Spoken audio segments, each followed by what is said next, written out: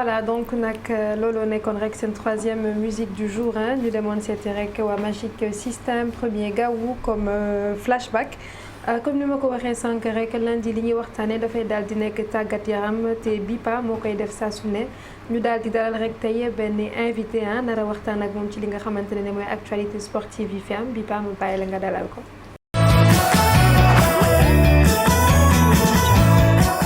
waaw tey nag ñu ngi dalal Sékou Seydi nekk journaliste sportif di liggéey fële ca iRadio nga xam ko ju baax ndaxte moom day suivre équipe nationale bokkoon na sax ci ñi nga xamante ne nekkoon nañ Cameroun ci Sénégal di jël Coupe d'Afrique donc mun nañu wax ni champion d'Afrique privilégié la bokk donc ñu koy dalal suñu plateau tey. merci Viva di nuyu téléspectateur Label TV ak ñi ma fekk ci plateau bi yëpp. bon tey nag ñu fas yéene waxtaanee équipe nationale parce que gis nañ ne Aliou Cissé génnee na listam ajuma bi ñu génn pour affronter Rwanda ak Bénin ngi qualifié Coupe d'Afrique 2023 bi nar a am fële ca Côte d'Ivoire tey jii liste bi génn na am na polémique bu xewoon te xam naa après dinañ si ñëwaat yow na nga gisee liste boobu noonu prévisible sans surprise. Quand tu connais Aliou Cissé, tu ne seras pas surpris parce que c'est quelqu'un qui tient beaucoup à la continuité. Mooy ni c'est des joueurs yoo xam te ne ñuy ëpp boo xoolee aujourd'hui plus de 5 les cadres Sadio Mané, Idrissa Gana Gueye, Cheikhou Kouyaté c'est des joueurs yoo xam te ne yoroon na leen ci Olympique muy ñëw ak ñoom depuis qu'il est arrivé mi ngi ak ñoom 2017 ils étaient là 2019 ils étaient là ils sont là en 2022 et c'est des gens yoo xamante ni souvent renouveler confiance yi ñooñu mën nañ ko accepter parce que man d'habitude je critique pas un entraîneur par rapport à ses choix parce qu'il est payé pour faire des choix. Maintenant il est critiqué par rapport ak mën nañu wax ni cohérence bi am entre les choix et le résultat sportif. Donc je pense que depuis lors le résultat sportif a suivi à la dernière d'ailleurs en 2022. Mais tey c'est un groupe boo xamante ne il fallait s'attendre à ces gens-là parce que c'est des gens de devoir c'est des joueurs de devoir yoo xamante ne ils sont prêts à se sacrifier pour sauver la peau de l'entraîneur donc c'est normal mu renouveler leen confiance ñooñu ñëw après il a greffé un peu des jeunes depuis quelque temps il faut le constater aussi ñu ngi ñëw di dem il y a Bamba Dieng qui est arrivé il y a Pape Matar Sarr Papa Gueye entre autres et là Nampalys Mendy il a greffé 3 nouveaux joueurs c'est Demba Seck qui n'est pas trop connu des Sénégalais mais qui est intéressant même s'il n'a pas joué beaucoup de matchs avec Torino il n'a joué que 6 matchs mais intéressant par rapport à lu mu wone d'ailleurs la presse italienne est en train de prévulser ce jeune-là parce que ñuy commencé naan c'est le futur sénégalais et tout bon il vient à côté il y a Alpha Dionkou qui était là en 2020 mais pas comme une convocation officielle double confrontation contre la Guinée-Bissau il a été appelé pour renforcer les séances d'entraînement après il était du voyage Bissau l'autre c'est Iliman Ndiaye Iliman bon finalement je pense que Sénégal bu ko wuloon sax day andi scandale on a vu quand même le débat sur les réseaux sociaux parce que depuis quelque temps Sheffield United mi ngi def sa communication voilà le tapis médiatique on a vu ça et c'est un jeune boo xam te ne c'est un Sénégalais il a toujours réclamé son appartenance fii nii mais il n'a jamais eu la chance d'être appelé mais après c'était un peu compliqué parce que Sheffield bu mu nekk dafa nekkoon situation boo xam ne il n'était pas trop utilisé mais à un moment donné il a commencé à enchaîner les matchs cette saison il a joué 28 matchs sur 35 possibles 7 buts il a enchaîné 4 buts ci dernière phase bi donc c'est quelqu'un koo xam ne soxla nañ ko parce que du ko xam te ne mënoon na dem France parce que Iliman on le rappelle il venait au Sénégal même s'il n'est pas né là il est né à Rouen il a fait ses classes là-bas mais joué na fi il a fait Dakar Sacré-Cœur si vous vous souvenez émission boobu doon am à la RTS Galaxy Foot et tout ça là Iliman faisait partie de ces jeunes là ñu doon wane ñuy jonglé et tout donc c'est un Sénégalais bon teint après peut-être ñun boo xeesee ba mel ni BIPA on pense que je n'ai pas trop sénégalais. C'est vrai. Mais voilà mais je pense que c'est quelqu'un bu ñu soxla parce qu'il est capable de jouer comme milieu offensif il est capable de porter le ballon parce que c'est un peu le profil de Crépin Diatta. est-ce que mën nañu wax ne profil boobu moo ñu manqué woon te instant bi am nañ ko est-ce que mën nañu wax loolu wala c'est trop tôt pour le dire.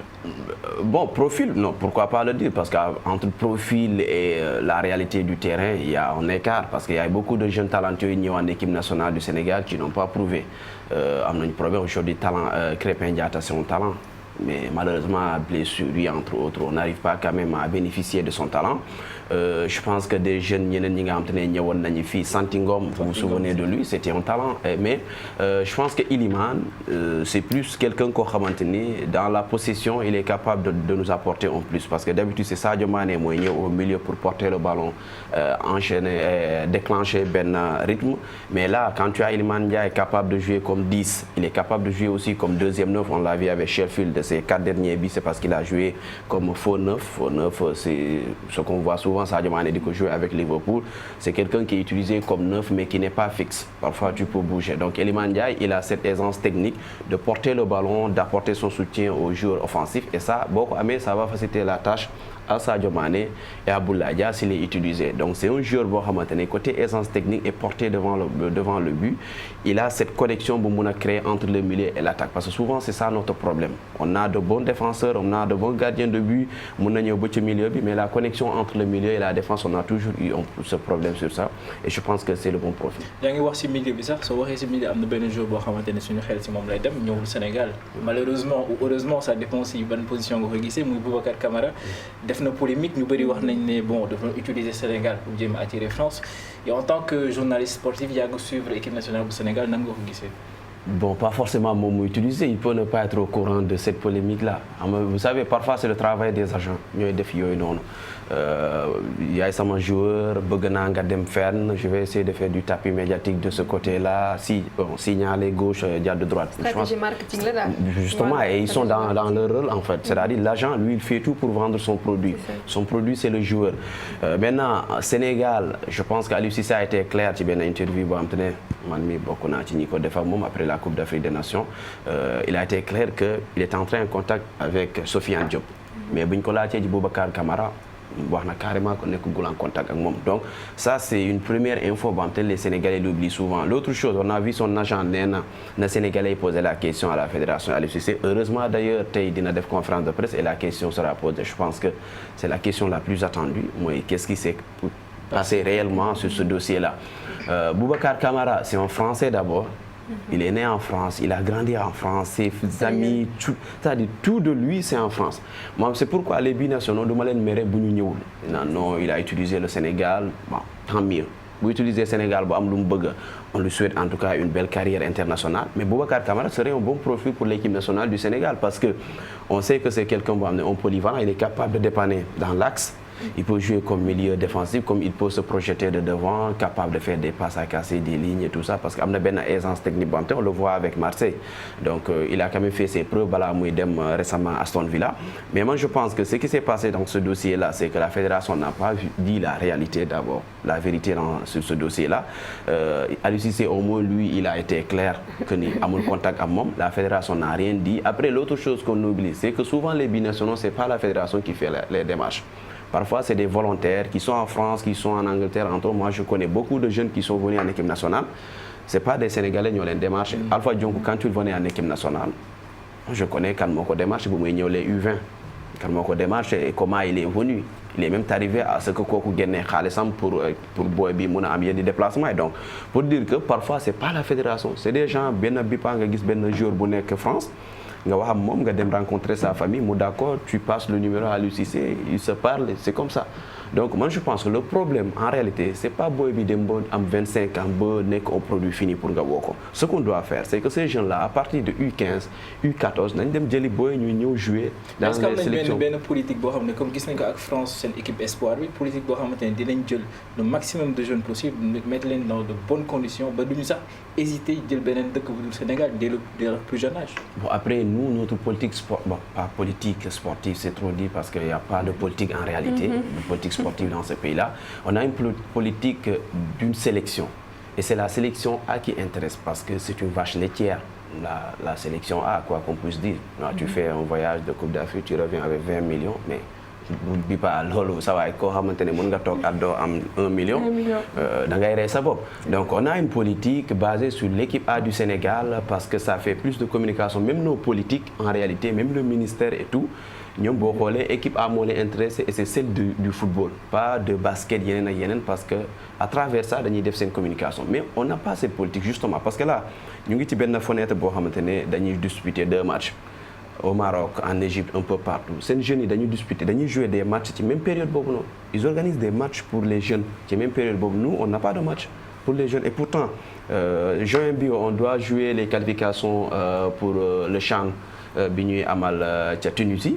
Il y a l'équipe U20 qui est en train de se préparer, mais la préparation ne suffit pas. Il faut jouer. Des jeunes doivent jouer. Donc on n'a pas cette politique qui permet à ce que nous jël xalé yi ñu jouer ci bu ñuy nekk ndaw. Xam nga tay bo doon jëli Sofiane Diop bu muy am U17 nga koy indi. Boubacar Camara bu muy am U17 ngay jëli keneen ak keneen. Non do am regret mais da ngay xaar bo xalé bi def lu muy def France ba yegg yow daal waaw ba nitu barke nga quoi yow daal affaire bi pare na non yow sama doom nga ñëwaat c'est pas comme ça c'est pas ça une politique c'est déjà le suivi depuis bas âge bi ngay topp xale yi ñuy football ñuy nga leen di miinal sa réew nga leen di miinal les conditions et tout mais malheureusement on n'a pas ça. Mais actuellement ak suñu statut après ma jox la sax de poser question ak suñu statut de champion d'Afrique est-ce que dina am lu mu changer par rapport ak choix binationaux parce qu'avant le Sénégal c'était un choix par défaut peut-être c'est le cas jusqu'à présent instant bi est-ce que ak suñu statut bu bees bi di champion d'Afrique mën na changer dara. Bon, ça peut changer depuis toujours. Je pense que c'est juste qu'il n'y a pas cette politique-là. Moi, sinon, je ne pense pas qu'on puisse refuser le Sénégal. Parce que le Sénégal, même si nous avons la Coupe d'Afrique, il y avait ce respect-là, mais il y avait ce respect-là. Oui, c'est ça. Oui, mais parce que parfois, on a des forums qui ont regroupé la presse africaine, voilà, parfois la presse internationale. Mais si nous avons au Sénégal, non, attendez, vous n'avez pas d'étoiles à faire, non, voilà, maillot de bain, donc c'est un peu ça, mais le statut était là, le Sénégal était respecté. Mais moi je pense que il faut yoko parce que nous champion d'Afrique et le Sénégal, ça fait parler quoi, ce trophée-là. Vraiment, ça fait une communication énorme, tout le monde en parle. Mais après, s'il n'y a pas une politique, s'il n'y a pas ce travail nécessaire pour permettre à ce que ces jeunes-là jouent et surtout nous ont une garantie par rapport à nous aussi, moi je pense qu'il faut donner un problème. Mais l'autre chose, moi, c'est un produit fini. Travaillons à la base, parce que le football aussi, c'est à la base. C'est à partir d'ici. Les Boubacar Camara là, c'est des jeunes qui ont été formés en France, Clairefontaine, entre autres, nous formons les bonnes. Mais le Sénégal a ces capacités-là. Aujourd'hui, on a Toubab Dialao, on a Guerrero, on a les centres de formation qui font un travail remarquable. U20, U17 et tout ça, ce sont les centres de formation et les clubs traditionnels qui sont en train de suivre aussi cette modernisation du football, de greffer un peu des jeunes, des def juniors, cadets et tout ça. Nous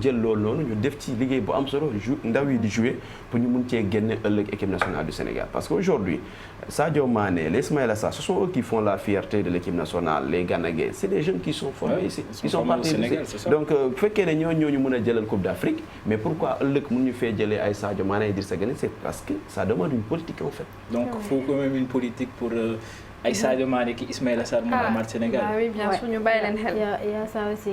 Donc, la question que c'est toujours par rapport à Camara, Boubacar Camara.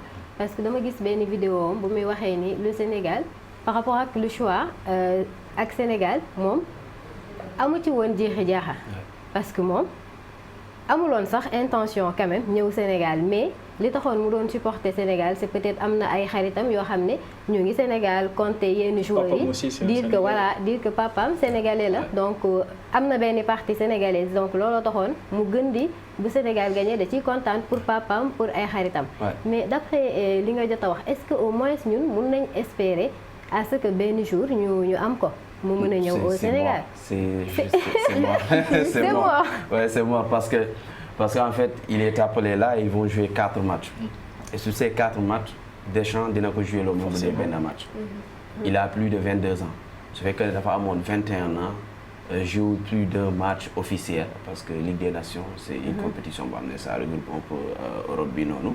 Mais là, c'est mort parce qu'il va jouer benn match, c'est fini.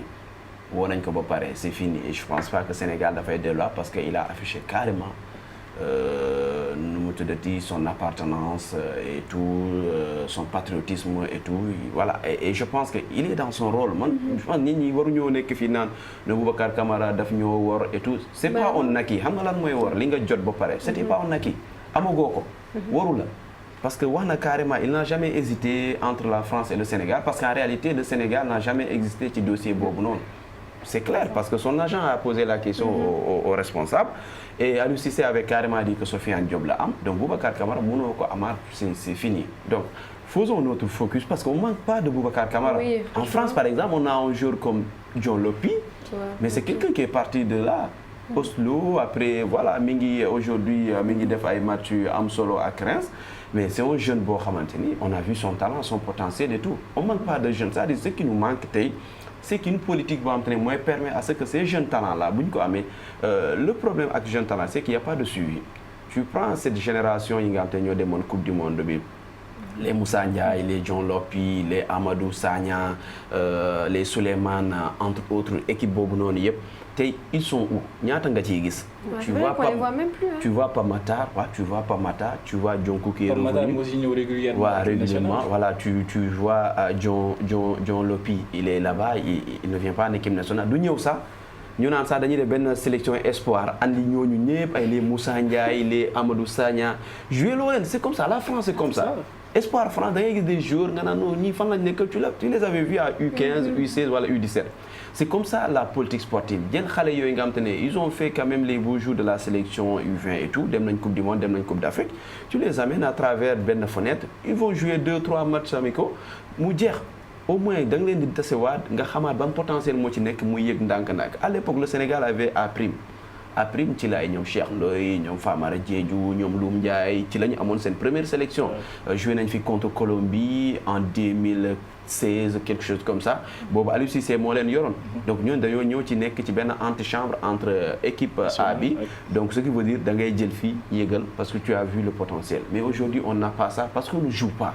C'est vrai. Au Sénégal, on ne joue pas. Il y a des matchs amicaux qui jouent. Alors que ces matchs amicaux-là, les Marocains sont les Égyptiens sont mais toi tu considères que les Sénégalais sont. Mais Sénégalais, combien de Sénégalais ont joué près de 60 matchs? C'est ni Angleterre, c'est Sadio Mané, donc même pour les utiliser, tu pouvais prendre les jeunes ils toquent à la porte de l'équipe nationale, de jouer les matchs amicaux, ça va permettre de faire un tri. Amfa et Boubacar Kamara, Amfa et Sofiane Diop, mais tant qu'on continue comme ça, mais bon, sur le court terme, court terme, les résultats, gagner une Coupe d'Afrique, on est dans cette euphorie-là. Mais sur le long terme, c'est quoi l'avenir de cette sélection ou bien du football sénégalais? C'est une question qui se pose. Donc, j'ai une dernière question, c'est par rapport à la liste toujours. Ce pronostic, la liste sortie, carrément. Est-ce que Mouna Dalal Sunihal par rapport au le match avec Bénin? Oui, j'ai beaucoup de respect pour les Béninois. J'ai beaucoup de respect aussi pour le Rwanda, qui est mon deuxième pays d'ailleurs. Voilà, mais je pense qu'aujourd'hui, c'est plus des matchs, au-delà des qualifications pour la Coupe d'Afrique, c'est des matchs qui vont nous servir de préparation pour la Coupe du Monde. Parce que la Fédération a carrément annoncé des matchs amicaux. Donc le Bénin, c'est une belle équipe qui a quand même une politique qui est en train d'apporter ses fruits et tout. À côté, le Rwanda, on a participé à la Coupe d'Afrique et le Rwanda, Sénégal, je pense que joué également en 2016. Vous nous préparez la Coupe d'Afrique, Sénégal, moi, gagné mais ça, c'est le passé, c'est l'histoire. Donc c'est des matchs qu'il faut prendre au sérieux parce que c'est une qualification pour la Coupe d'Afrique. Et si nous avons la Coupe d'Afrique, la Gambie, il y a une équipe qui a gagné Comores, entre autres, voilà, Sierra Leone. C'est des équipes qui n'étaient pas attendues. C'est des équipes qui sont considérées souvent, si c'est un jargon, les petits poussés et tout. Mais aujourd'hui, le football, équipe Bundao. Donc moi je pense que c'est des matchs à prendre très au sérieux. Mais l'avantage déjà, c'est que le Sénégal va jouer à domicile ce match contre le Bénin. Là, tu as un voyage joué le 6 contre le Rwanda à Kigali. Mais bon, tu te mais il faut juste respecter l'adversaire. Mais je pense que le statut du Sénégal actuel, avec Fini Djogé, bon, c'est inimaginable, c'est hors de question qu'on dise que le Sénégal a été recalé par le Bénin ou par le Rwanda. C'est ça. Bon, dernière question. Donne nañ ci waxtaan fan yi bari gis nañ match bi passé tax dañ ko door Sadio Mané Ballon d'Or. C'est possible. Bon, Bon, ma position sur ce ballon d'or-là, malheureusement, moi, je ne suis pas un peu la vague émotionnelle des Sénégalais. Non, Sadio Mané, ballon d'or. Mais est-ce que factuellement, vous n'avez que ballon d'or? Voilà. Bon, là, c'est compliqué. Là, c'est compliqué parce que même avant la finale, c'était compliqué. Parce que les gens, ils pensent que la Coupe d'Afrique, c'est bon, c'est un bon trophée et tout. Mais Bipa, la Coupe d'Afrique, c'est pour moi, l'Africain, le Sénégalais, c'est le plus grand trophée que Sadio Mané a gagné. Mais aujourd'hui, la Coupe d'Afrique, nous sommes d'accord avec nous, nous intéressés. C'est vrai. Nous, Africains, nous, Sénégalais, nous sommes intéressés parce que ça dit que nous faisons jouer parce que tu es Africain. Tu suis ça. Tu suis la Coupe d'Asie. Non. Parce que ça nous intéresse. Voilà. Ça ne parle pas. Nous cible. Voilà, c'est ça, parce que nous cible. C'est ça. Bon, pour les Asiatiques, mais Son, par exemple, c'est le meilleur joueur. C'est le ballon d'or parce qu'ils l'ont suivi en Coupe d'Asie. C'est ça.